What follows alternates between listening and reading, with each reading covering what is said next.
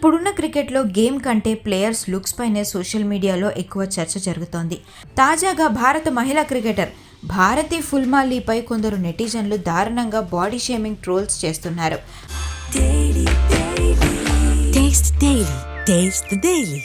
ఆమె ఆటను పక్కన పెట్టి చూడటానికి మగాడిలా ఉన్నావంటూ, వివిఎస్ లక్ష్మణ్ పొలాడ్లా ఉన్నావంటూ హద్దులు దాటి కామెంట్స్ చేశారు.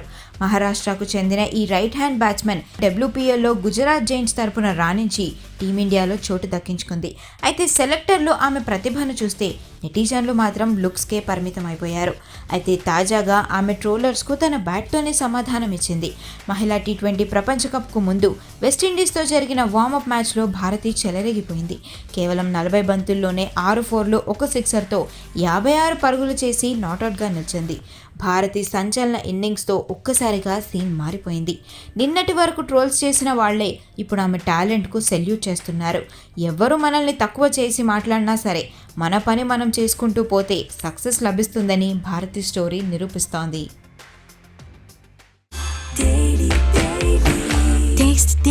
Taste the Daily.